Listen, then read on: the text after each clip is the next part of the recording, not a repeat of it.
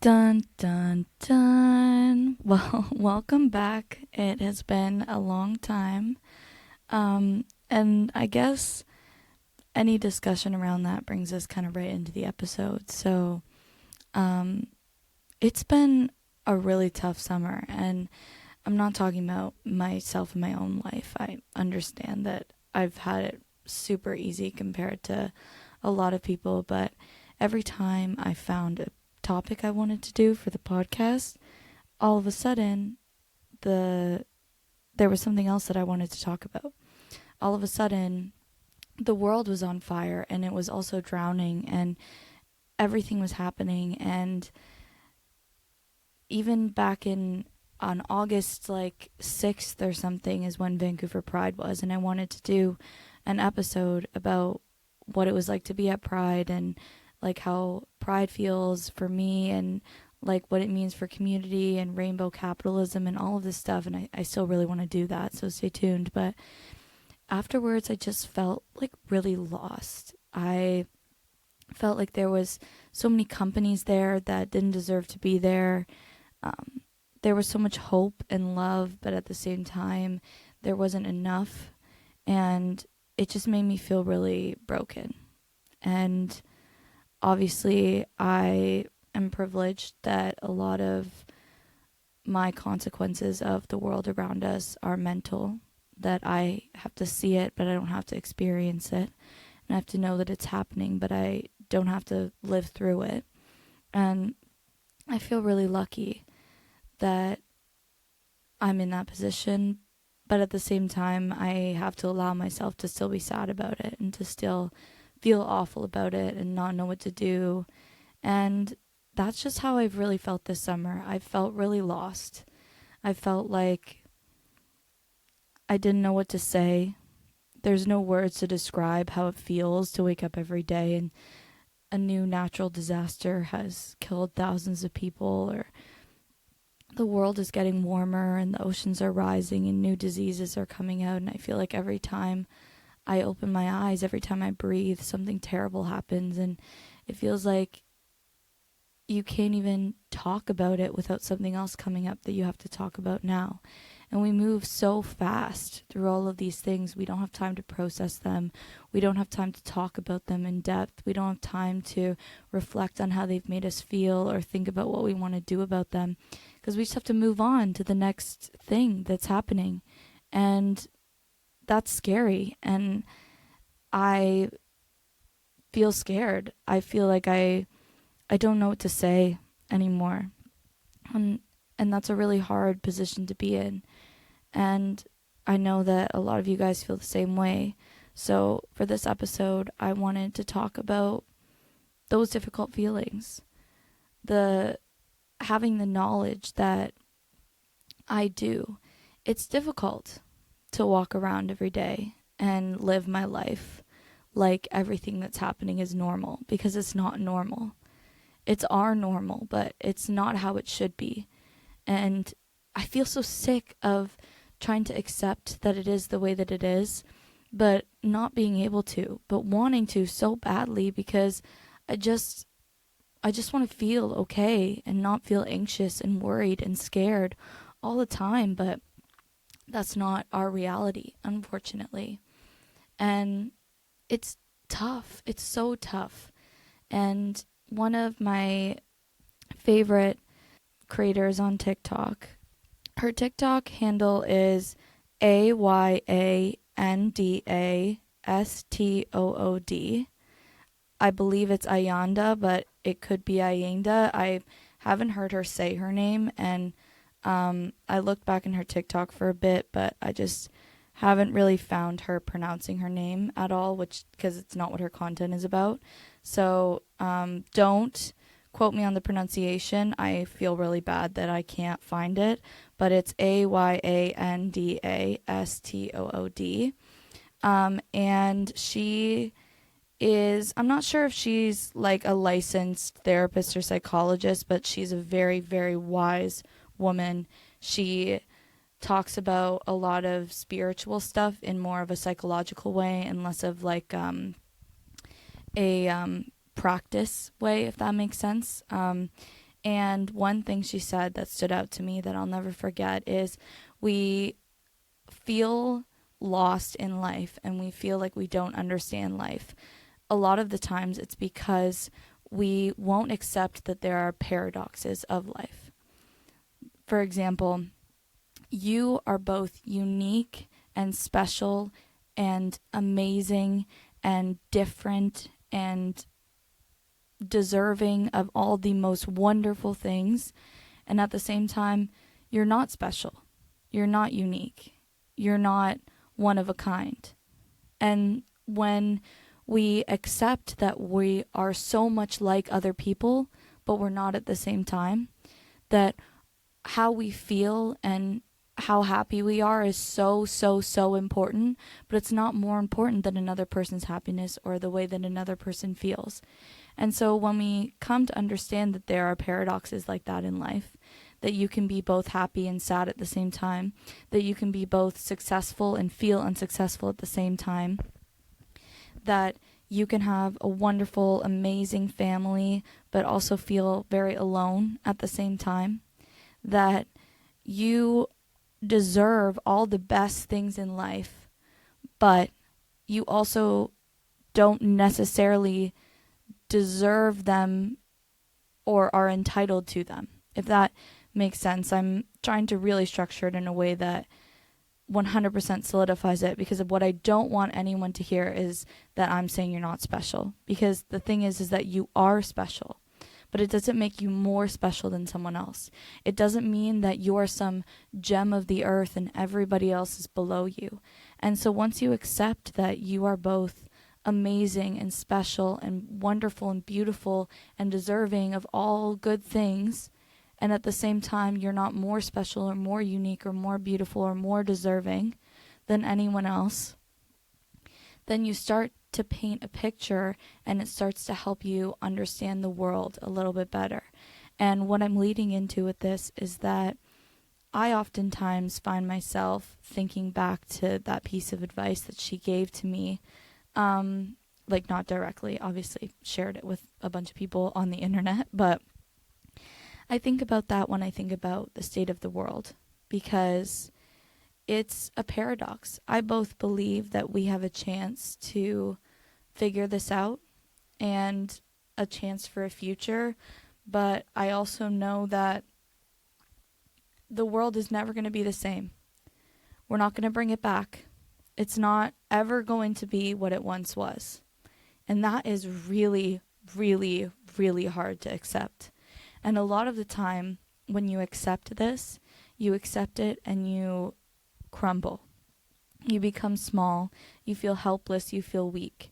And this is where you need to understand the paradox. We are both screwed and capable of making change at the same time. Just because we're not going to be able to fix this and not face the consequences of this doesn't mean we're doomed. It doesn't mean that the world is over. It doesn't mean that we should stop trying. It doesn't mean that things aren't worth saving.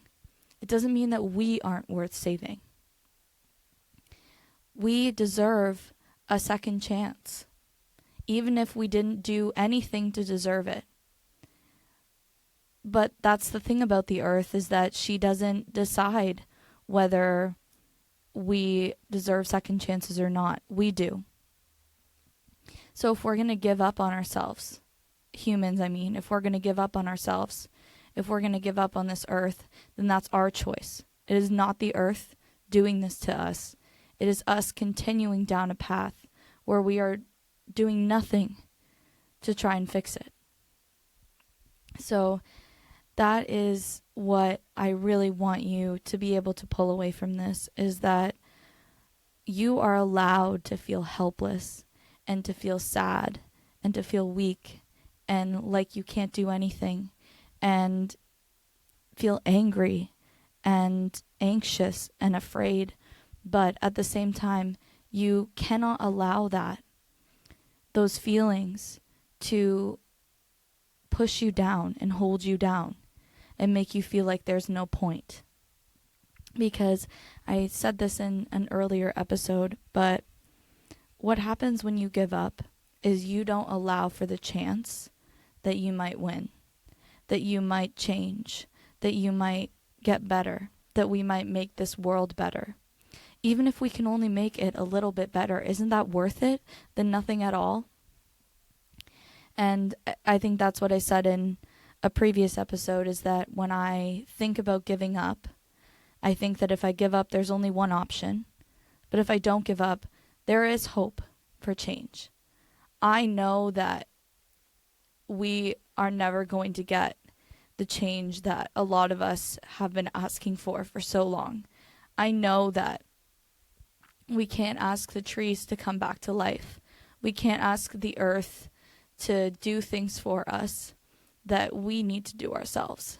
And I know that in a lot of ways, a lot of what we want so badly isn't going to come to us, but that doesn't mean that this world isn't going to change. It doesn't mean that it's not going to get better. It doesn't mean that we're not going to be able to figure out a way to move forward from this. The world is going to be different, but that doesn't mean it's not worth saving.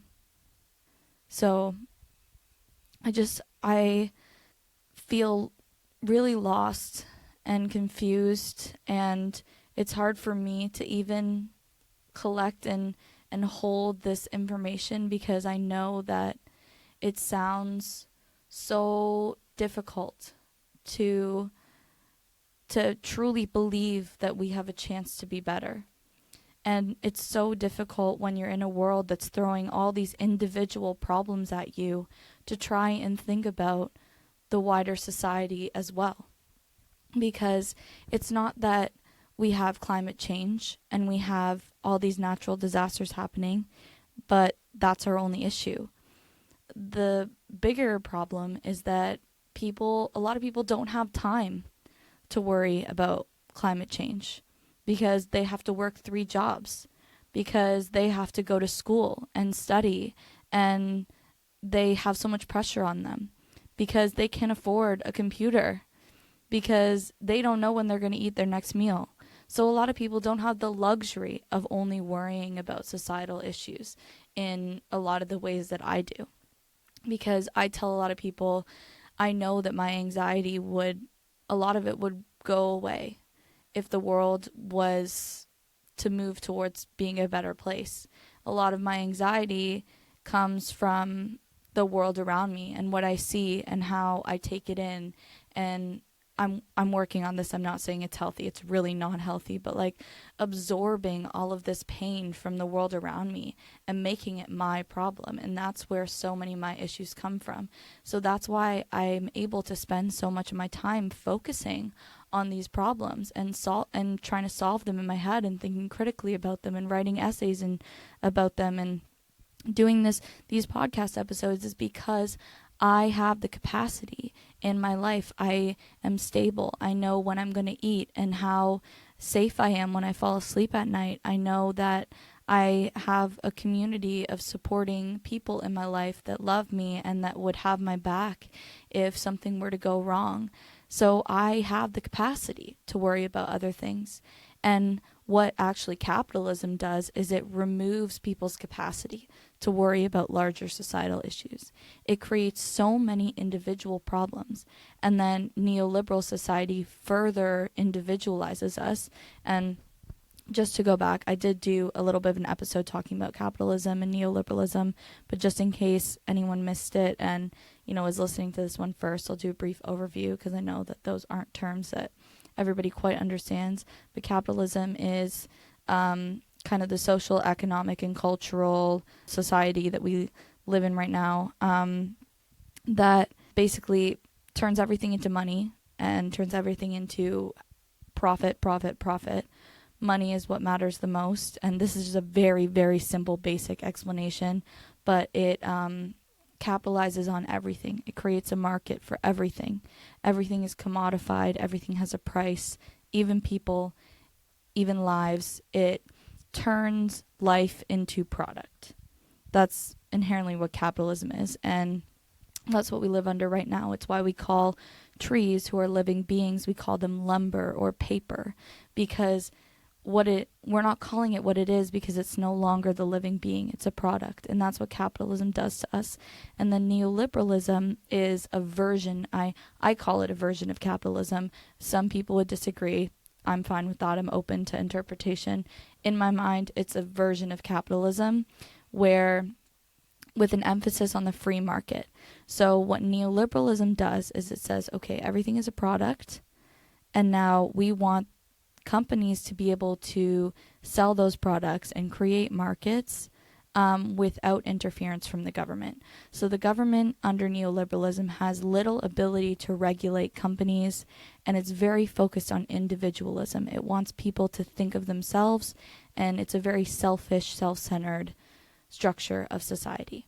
So when I'm talking about neoliberalism individualizing us, neoliberalism is what removes, when you're walking down the sidewalk and you don't notice it because it happens so gradually, and this is what they do to us. You're walking down the sidewalk, and I want you guys to think of when you were younger, when you used to walk along the sidewalk and people would be sitting on the benches and there would be trees and everybody walking their dogs, and people would say hi to you, and you would have to have so many conversations with strangers, and people were a little bit more friendly, and there was a lot of like cafes and even little shops and stuff. They had little sitting areas outside on the sidewalk where people could sit, and people were always sitting there and talking and chatting, and a lot of public spaces were free, and you could just walk in and out. There was open public restrooms, a lot of places.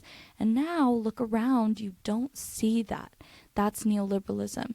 They remove our ability to sit and rest in public. They want us to always be moving, working, producing, consuming. They don't want you to be able to sit and rest for free. You have to pay for it. So if you want to go sit and rest in your house, that's fine because it's not free. Your house isn't free. You pay them for that. You don't pay them to sit on the sidewalk on a bench. So they take it away. They don't want us talking to each other. They don't want us interacting with each other.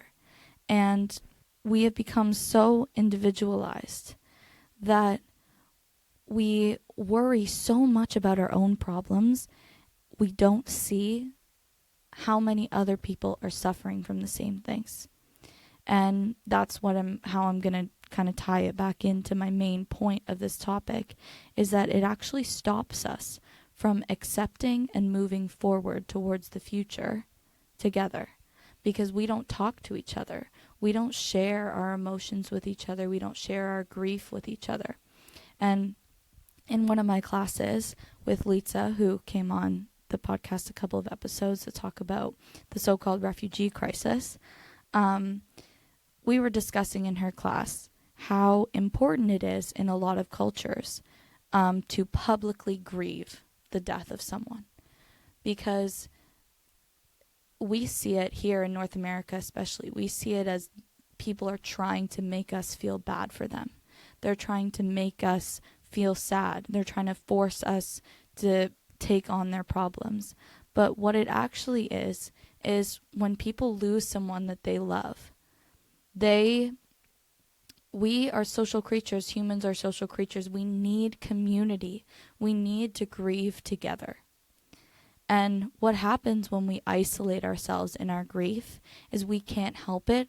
We just don't imagine that other people are feeling the same way we feel. And it's only when we talk to each other about our grief that we can see everybody else feels this way. And that's okay. And I'm not weird, and I'm not sick, and I'm not crazy for feeling the way that I feel. For example, with myself, I just recently learned that I have OCD, or at least I have a lot of traits towards OCD. I haven't been formally diagnosed, but that's because I haven't asked for it. I've had a couple professionals tell me their assumptions, but I haven't done any, paperwork. I don't take medications for it.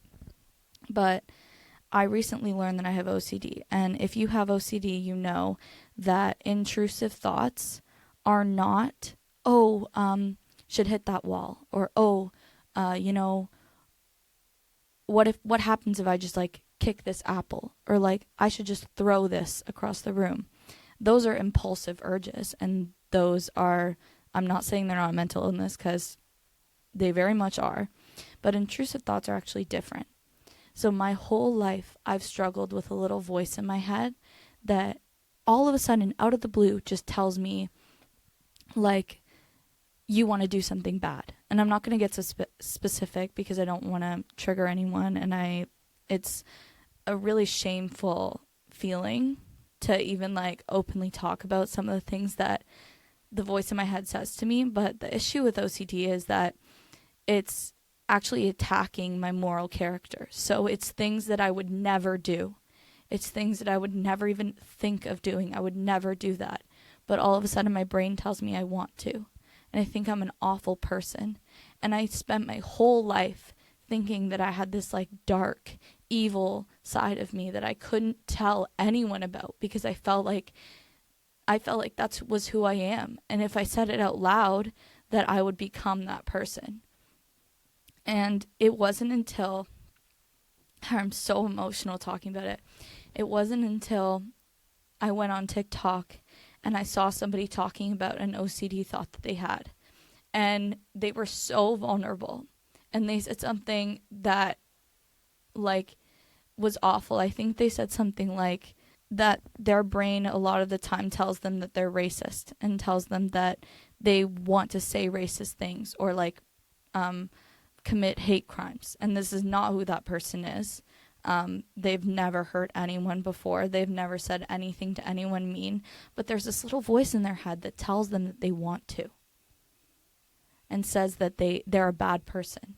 And immediately when I saw that, I just thought, in a lot of ways, that's what I struggle with. And I had no idea that that was OCD.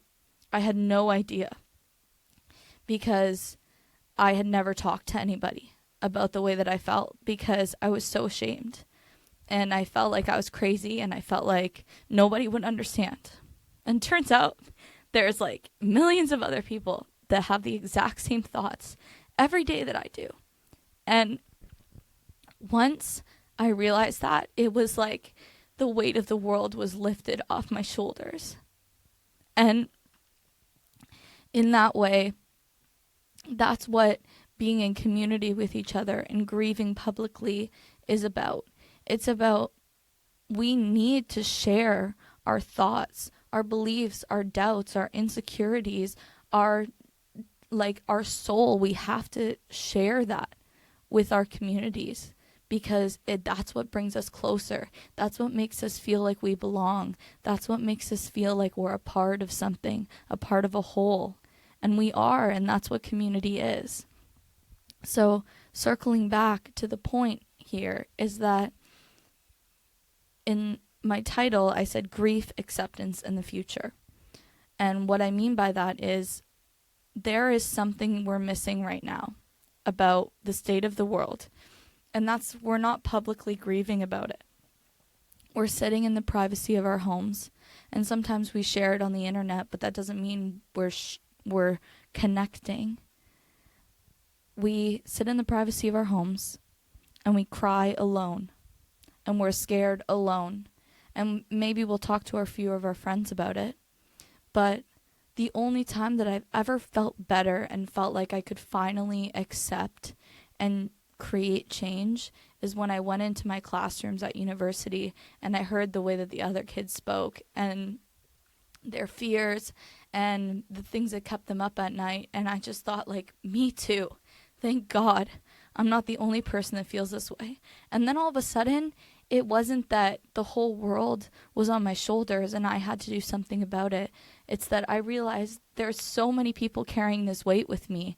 If we all came together and were able to support each other and uplift each other and accept that this is what's happening right now, we could create a better future for each other. And that is, to me, one of the most important things we have to do as a society right now. We need to start sharing our grief with each other. We need to start sharing what we're afraid of and the things that make us sad. And we need to tell people that we're upset. And this is a difficult conversation for me because I have certain opinions on this, but I think that what has happened with therapy in the last couple years is people have spoken to therapists, and because for whatever reason they heard what they needed to hear, we have created this huge bubble around what trauma dumping is. And we have created this fear to people about not being able to share their grievances with other people. And this is where it's difficult, because I totally understand that sometimes for whatever reason you're not in a position to hear what someone else is going through because you have your own stuff in your own life, and that's okay. And I'm not judging you for that, I promise. And I also understand that sometimes when you just meet someone, it's not necessarily fair for them to dump a lot of things on you, because what if you weren't really interested in being their friend, but now you feel like you have to? It's a lot of emotional labor for you. And that's okay to feel that way. But the amount of people I've had that have told me something sad and then been like, oh, I'm so sorry, I'm trauma dumping on you, I can stop. And I'm like, no, we're friends. I'm here for you. I want to listen to you. And it makes me really sad, because in this moment where I was so happy that they were reaching out and we were making a connection, all of a sudden they backed up and felt scared that I was going to judge them, or that I was going to think they were weak, or that I was going to expect them to go and cry into their pillow at home. That's not what community is. So I don't really know exactly. I don't have any black and white statement about trauma dumping, but I wanted to add that in here because it's starting to really frustrate me, this topic, because there's a difference between trauma dumping and someone sharing their grievances with you, or between someone talking to you about something that's going on in their life. That is what friendship is for. That's what community is for. When people reach out to you and they try to tell you something, even if you're not in the capacity to hear it, please turn them down easy, because it's so hard to share, to be vulnerable with someone, and to have that thrown back in your face and called trauma dumping is so hurtful.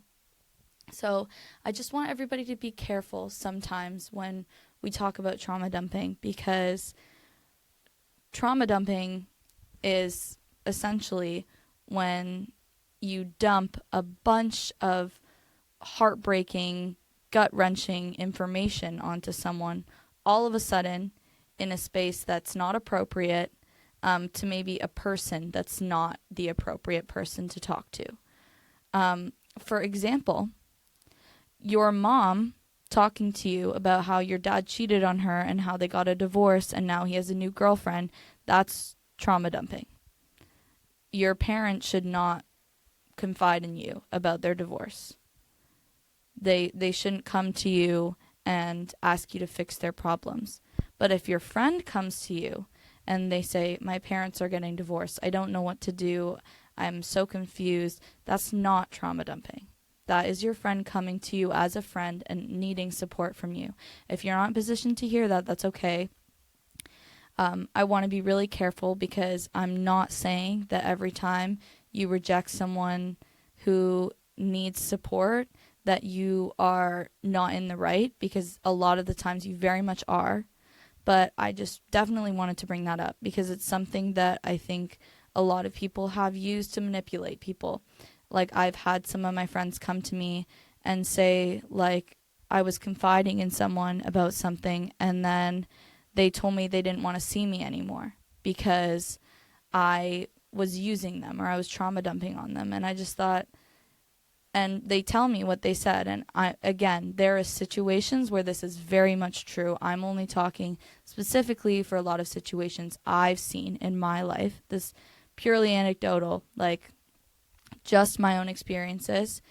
when my friends have told me what they said, they were just talking about their day, or they were talking about an article that they had seen that made them really upset, or they were talking about something their parents said to them earlier in the week.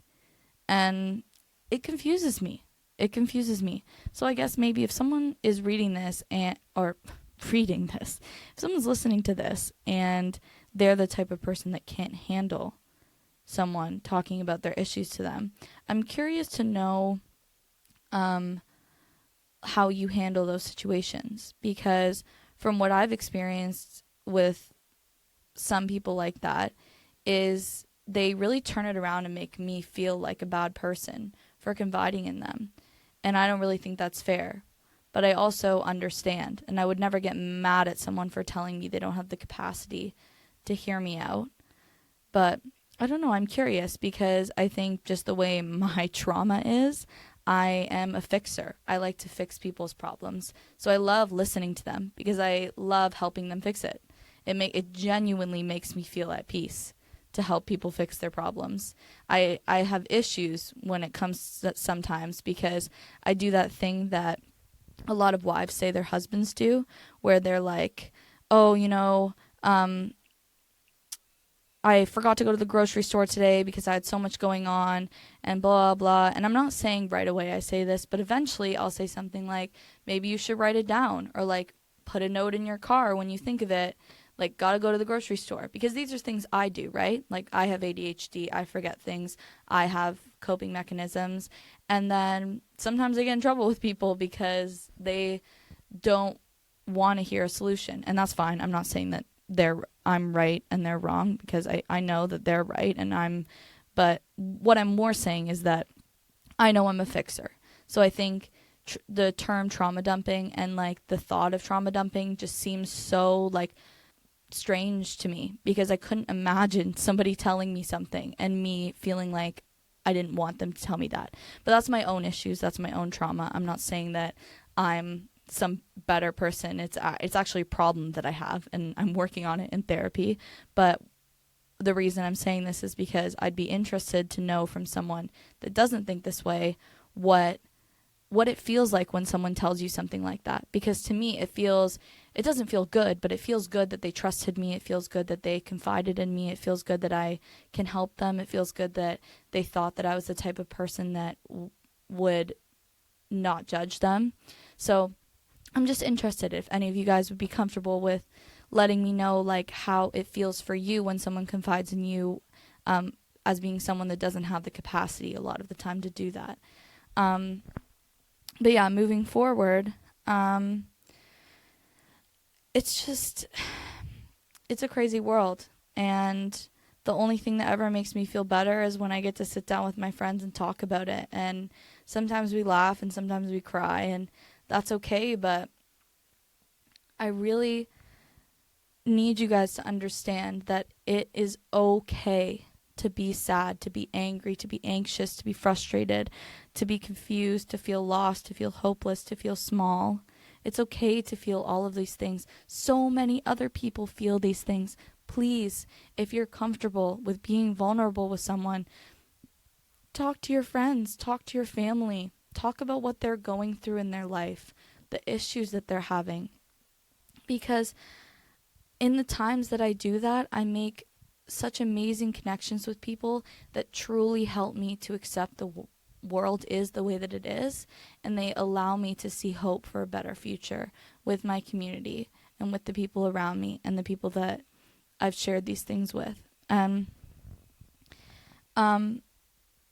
what I was going with a lot of other cultures. And in our class, we were talking specifically about Greek culture because Litsa's Greek.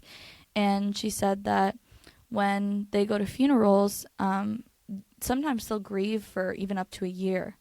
They'll wear a certain color. I'm not 100% sure on the color, so I'm not going to say black because I'm not sure it is. But I know sometimes upwards of a year, they'll wear one color to grieve their loved one.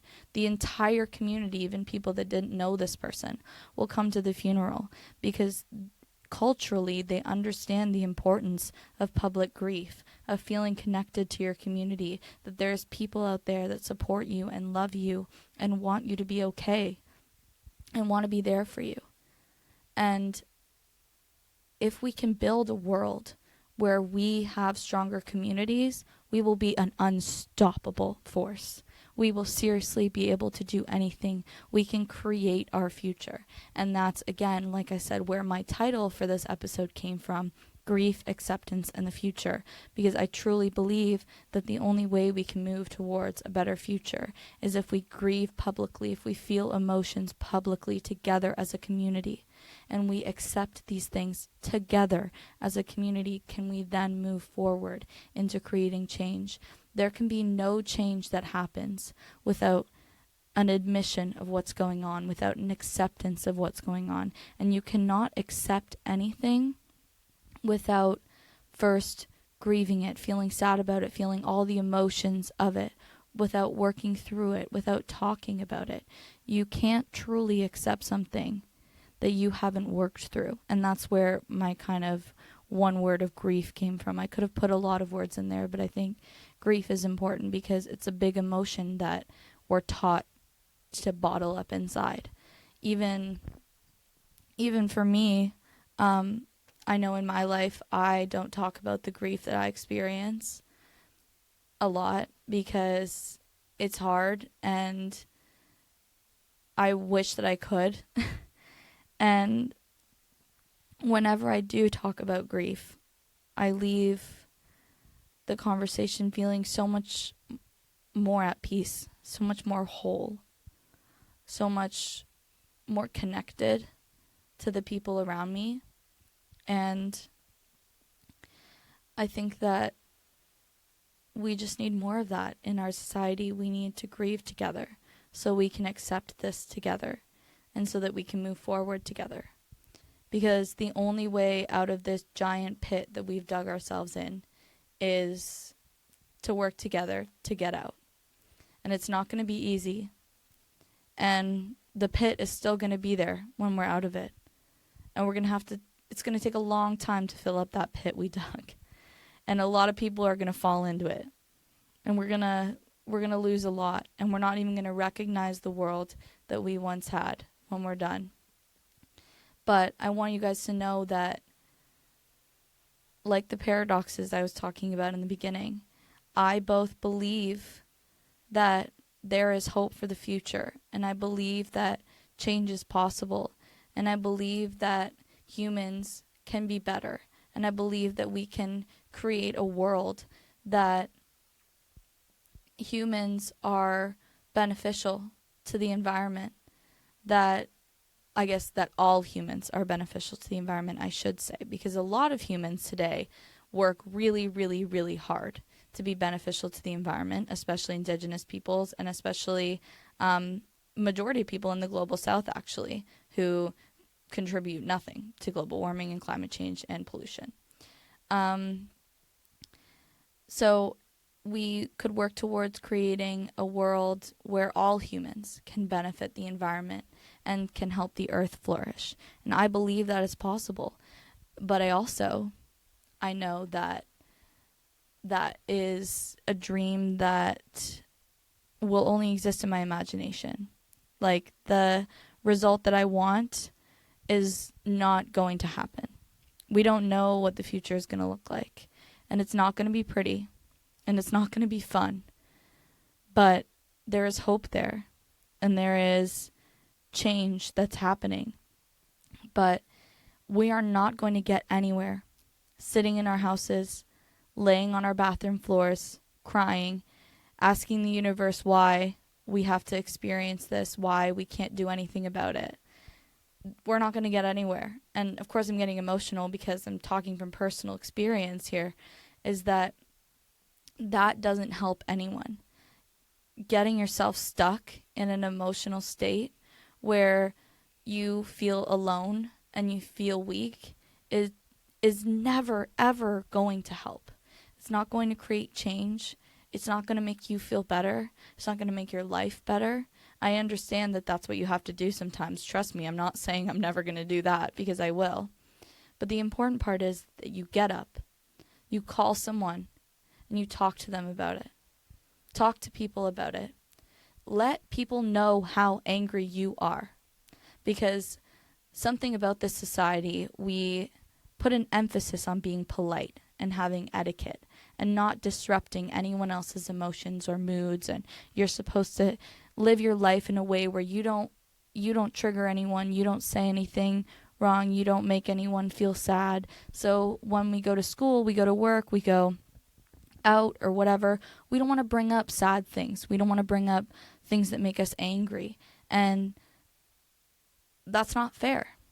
So what I encourage you guys to do is talk about your feelings. Talk about things that make you angry, even if you think that people aren't going to understand, even if you feel like, everybody's so happy right now, I don't want to bring down the mood. It's like, say it. Grieve publicly, be angry publicly, show your emotions publicly, because I promise you other people feel the exact same way. They don't want to say it, and they might not even want to feel it because it's uncomfortable and it's scary. But if you can be that person that brings it up, I promise you're going to make connections that are worthwhile. You wouldn't believe the amount of connections I've made at school by just saying something because I felt like I had to. Whether that be my professor talking about something and I'm sitting in my chair, I know that if I correct them or if I bring this up, that it might make them feel bad, but I know that I should. And I know that if it were me, I'd want someone to tell me. I'd want someone to say that. So it's a difficult position to be in for sure, because I definitely have a harder time in social situations when I don't bite my tongue. But to me, it's always been worth it, because I've found my people that way. Because maybe in a room of 20 people that roll their eyes when you talk about capitalism, there'll be that one person that was just waiting for you to say something, that was just waiting for someone else that feels scared and helpless and disgusted by the world around them. They were just waiting for that moment. And then that's the connection that matters. That's the community that matters. So I guess my main point of this whole thing, like I've said a couple of times, is that we need to start talking about uncomfortable emotions together. You can't keep writing them to yourself in your journal and only talking about them with your therapist who will never tell another soul. And of course, there are some things that you should not share with other people.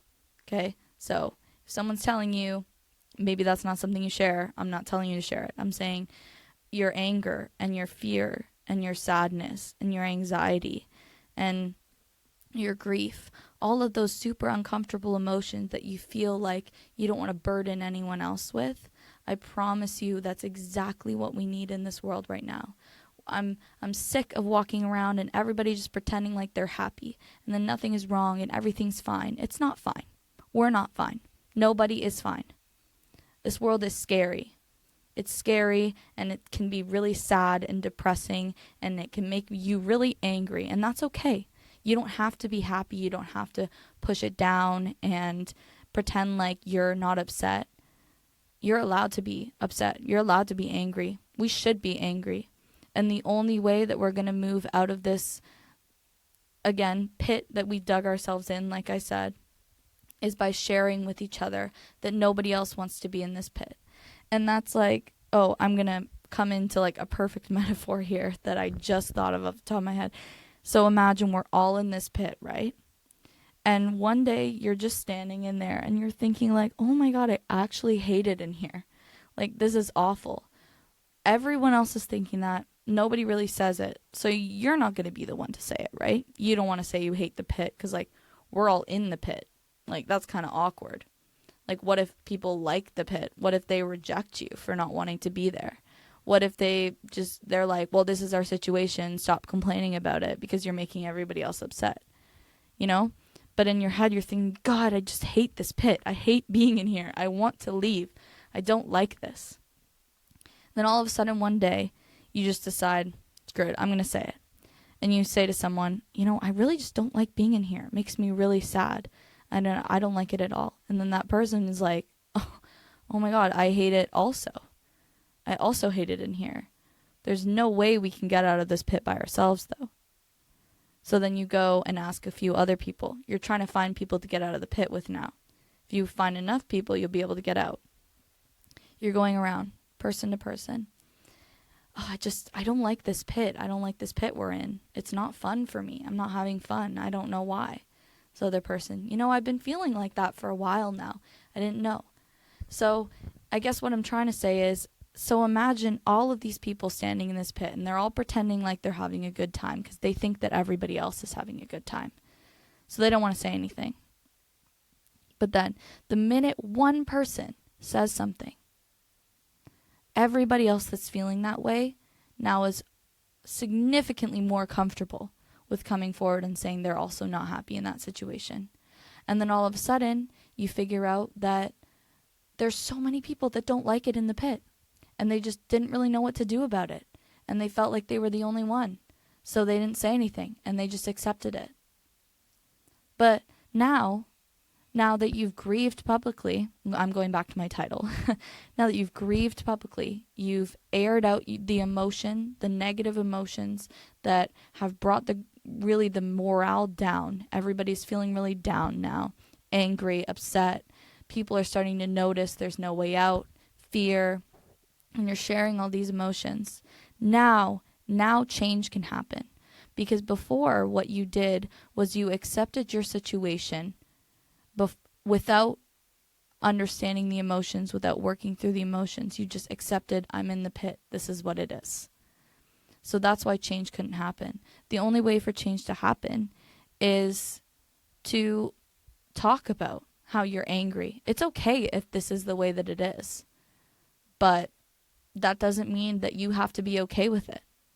That doesn't mean that you don't deserve to be upset that you're stuck in a pit.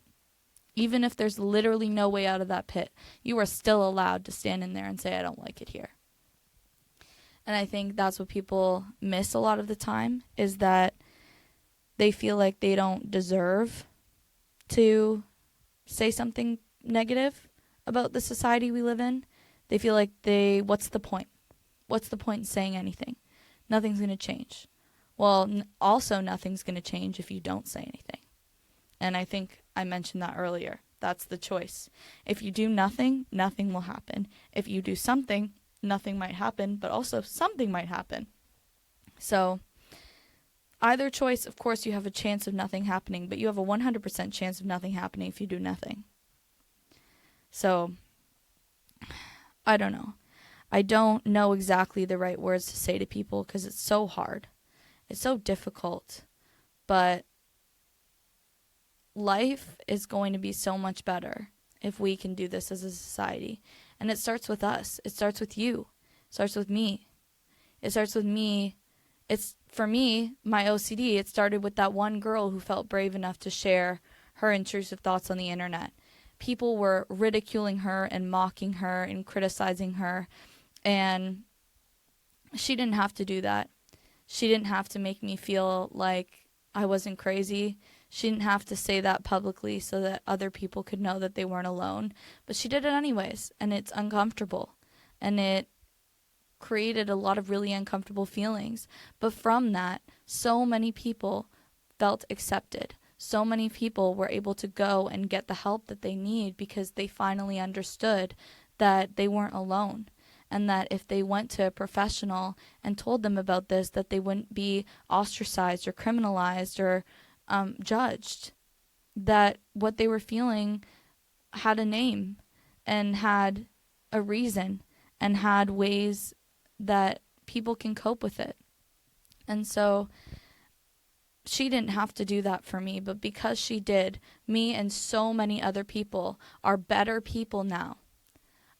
I'm able to show up for my friends better. I'm able to give better advice. I'm able to love myself better because she shared something that was very uncomfortable. something that is fearful, something that it's not a happy emotion. It didn't make me laugh. She didn't make me happy, but she shared it anyways, knowing it was going to make people angry, knowing it was going to make people uncomfortable. But because she did that, me and so many other people now have better lives and have better relationships. And the world is a better place because she did that, even if it's so insignificant that on a global scale you can't see it. In my world is different because of her. And my world, although it's unique to my perspective and my experience, the world that I live in is the same world that all the people around me live in. So when that girl made my world better, it made my relationships better. And in turn, that made my friends and my family's worlds better. And it just goes on and on and on.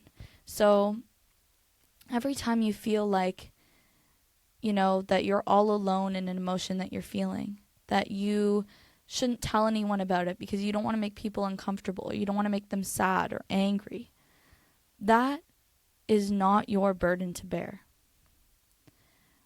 Our friends and family and our communities are supposed to support us, even when it's hard. That's what love is choosing to love someone and support them and be there for them, even when it's difficult. Love is not easy. Love is not always rainbows and butterflies and sunshine. Isn't that a song? It's compromise, and it's definitely a song. I don't know what song it is, but that's definitely a song. I started saying it and I was like, wait, I didn't want you guys to think that I was stealing a quote from a song, but genuinely, I know that it's a song. I just can't think of it. It's compromise. It's dealing with another person's ugly side. It's seeing that people are not just rays of sunshine and auras of golden light. We have dark sides. Humans can be mean, and we can be selfish, and we can say things that we regret, and we make mistakes all the time, and we can be dark, and we can be brutal, and we can be violent, and we can be all of those things, but also we can be kind, and we can be loving, and we can be supportive and gentle, and all of those things. And every person is capable of doing bad things and good things. And we have ugly sides. We have times where we slip up and we say things and we do things that aren't necessarily something we would choose to do again. But that's what love is. It's accepting somebody for all of their ugly truths. So I want you guys to know that you deserve to be able to talk about the things that bother you. You deserve to be able to feel like you can be angry and sad and afraid, and you don't have to be happy all the time. And it's okay. Sometimes things are a bummer. Climate change is a bummer. It's just a bummer, and it doesn't go away when we don't talk about it. So, yeah, it is a bummer. You know what is even more of a bummer is that we just get to talk about it here in North America, but some people are losing their homes and their entire lives to climate change. That's a bummer, and they don't get to choose whether they talk about it or not. So I don't think we should be allowed to choose whether we get to talk about it or not. We need to talk about it. We need to talk about these things. We're past a point where you get to choose whether you want to talk about these things, whether you want to be uncomfortable. You know who's uncomfortable? The native Hawaiians in Hawaii right now, who are fighting to keep their homes from land developers who they have been begging for decades to get out of their land because they've been destroying it. And look what's happened now. They're uncomfortable. They're uncomfortable. So nobody gets to say it's uncomfortable to talk about it. It's uncomfortable to live it. They're uncomfortable. We need to do something. We need to talk about it. It is so selfish that we just think that it's okay to go and live our lives as if nothing's happening and not talk about it because it's too hard. Of course it's hard. Of course it's hard, but it needs to be done. We need to talk about these things. It's we are beyond the point where we can have groups of people that talk about it and groups of people that don't. If we want to get out of this pit, we cannot keep walking around and pretending like we like it here.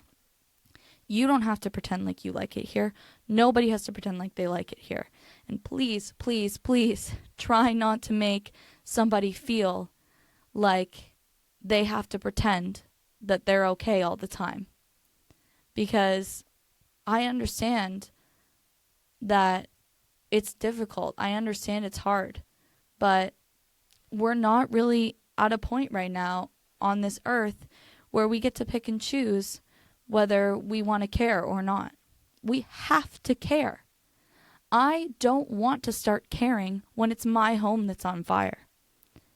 I don't want to start caring when it's my pet that's in danger. I don't want to start caring when it's my school, when it's my town, when it's my life that's impacted. I don't want to start caring then because it's too late. It's too late to care then. We have to care now, and we have to tell people that we care now so that they feel comfortable talking about how they care. And now, if we can get enough people to admit that they care, then we can do something about it.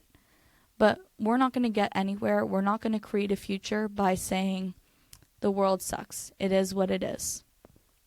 That's acceptance without grief. We need to grieve. We need to care. We need to feel these emotions. We need to be angry. We need to be afraid. We need to be sad. We need to be all of these things before we can accept our position and then move forward in our future and into our society. And I just got a little heated right there because it's one of my pet peeves is when people say like, oh, I just don't like talking about that stuff. It's really sad. Yeah, it is sad. It is sad, isn't it, that people are dying right now because of the fact that we drive cars and import food and all of these things.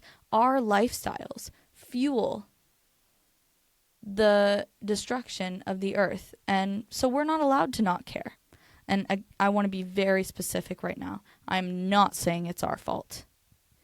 Even if we all right now just decided to stop using fossil fuels, it doesn't mean that those companies would stop extracting them. It doesn't mean that they wouldn't find a new way to sell them to us. It is not inherently on individual people, climate change. It's majority of it is companies and the richest, like less than 1% of the population is truly at fault for the things that people are experiencing. But we have to understand that the lifestyles we choose to live, the things that we have now, came at the cost of these people's lives. So I am not willing to say that it's too sad for me to talk about because I don't get to do that. And I understand because if some people were here right now, they'd be like, Victoria, you can't put the burden on your shoulders. So I really want you guys to remember that this burden is not on your shoulders. You're not an evil person, and you should by no means stop eating or showering or sleeping or using your lights or whatever just because you feel so guilty. That isn't going to create the change that we need. So I don't want anybody listening to this to feel like you need to blame yourself for what people are going through because it's not your fault. But we also need to accept that the lives we live came at the cost of those lives. We didn't ask for this, and we can't really stop it, but that's the truth. And that's a truth that we have to live with. And once we accept that, we have a choice to make. We can either pretend like it has nothing to do with us and wait until it does, or we can acknowledge that this very much has something to do with us and we need to do something now so that later on we're not waiting around until our homes light on fire. And that's a huge problem in our society, is we put band-aids on things that are being caused by something else, and then something comes up and we put a band-aid on it and we move on, and we put a band-aid on it and we move on, and we just keep going, how many Band-Aids is it going to take to cover a wound that has sliced directly into a major artery? And that was a metaphor, because I can't help but speak in metaphors for some reason.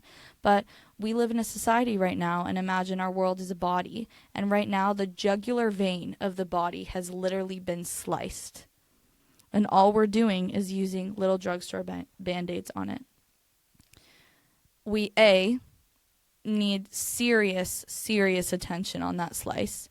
And B, we need to figure out who the hell sliced the jugular vein. And we need to take their knife away. We can't just stitch up the wound. We need to find who did it, and we need to stop them from creating another wound. We need a plan in place that stops us from creating climate change. We can't just mitigate it. We can't just take the CO2 out of the air. We need to stop putting it there. We can't just take fossil fuels out of the atmosphere. We need to stop putting them there. Also, we have to take them out. But we can't just replant trees. We have to stop cutting them down. We can't just, make things 50% recyclable. We have to stop making them. And that's hard, and that's going to be hard to do. But it's possible, and we can do it. And big changes are happening, and we need to be ready for it. So, bottom line, what I really, really, really want you guys to take away from this more than anything else is that now more than ever, we need to share uncomfortable emotions publicly. We need to grieve publicly. We need to be sad and angry and afraid publicly. We need to talk about the things that keep us up at night, the things that we feel like nobody else wants to hear. We feel like would be a burden on other people's happiness. We need to talk about these things because nothing is ever going to change if we just pretend like it doesn't bother us. So please, please, please, please, I know it's hard, and I know it can be hurtful because sometimes people don't receive it well. And trust me, I'm with you. I really am. And I get it. And sometimes I hold my tongue. So I don't want you guys to think that you're a bad person for not being able to do that, because it's a very hard thing to do. And it's easy for me to sit here when I take therapy and when I have a supportive group of people around me who always listen to me. It's easy for me to say this. So I don't want you guys to feel ashamed if it isn't something you can do. But this, I felt like, was really important to talk about because I don't know what else to say about what's going on in the world, about certain issues, because a lot of the people I want to talk to about it are too sad to talk. They don't know what to say anymore because it feels like we're walking in circles and we're making research papers when we should be taking action, and it's hard and it's difficult. So this is the topic I landed on, and I really hope that I was able to share something that was valuable for you. I hope that my message was received the way I intend it to. I know sometimes I get in my own head about, how I say things, and I'm very particular, and I get worried that, I may come across wrong, which is a lot of the time why I repeat myself all the time, and I say things in 20 different ways, and I say, I want to make this clear a bunch. And so I hope that I was able to communicate it well and my point well and authentic to the way that I envisioned it and the way that I intended it to come out. But as always, mistakes happen, misinterpretations happen. So, if any of you guys feel like, that was weird, or you felt uncomfortable, or you have something to say, I really want to hear what you guys have to say, because I love talking to you all, and feel like that's the point of the episode, is even if you think it's going to make me a little bit upset, you deserve to talk about when it makes you angry. even if you know that my intentions were good, even if you know that that's probably not how I meant for you to receive it, even if you've heard me talk about this before and you've thought, oh, well, that didn't make a lot of sense, but I know what she meant because I've heard her say it before in a way that I understood. Still, tell me. It's okay. It's okay that I'm going to be uncomfortable and I'm going to feel bad that I made a mistake or that I made someone feel a certain way that I didn't intend to. That's okay. You deserve to have your emotions heard. And I want everyone listening to know that I work really hard on being able to receive criticism and being able to understand people's big emotions and listen to people. And I want you to know that even if you know my intentions were good, it doesn't mean that I didn't make a mistake. It doesn't mean that I'm not capable of offending you. So please, if you have feedback, if you have comments, if you just want to talk to me more about this, reach out to me. I'm free so much of the time.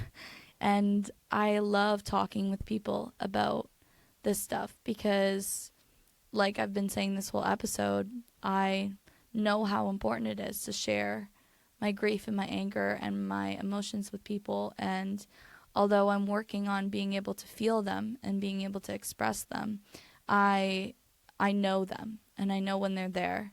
And I want to talk to my community about it all the time. So yeah, I hope that you guys know that, I don't judge you. And even if you feel like you're not in a position right now where you can talk about your emotions with people, that's okay. And everybody's different. Everybody has a different capacity. I have a lot of privileges in my life to be able to have the emotional capacity that I have to deal with other people's issues and to listen to other people and to deal with my trauma and to talk about my emotions and to feel safe. And it's okay if you're not at the point that I am, because it was hard to get here.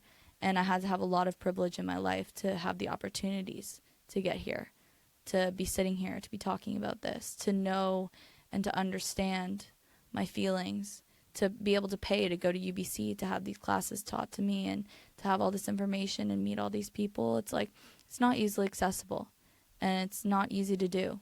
And it's not something that makes me inherently better in any way, shape, or form. So I hope you guys know that I would never judge you if you aren't able to do this. I just think it's important, and I think that we should all work towards being able to have uncomfortable conversations and to be able to, share our grief with each other.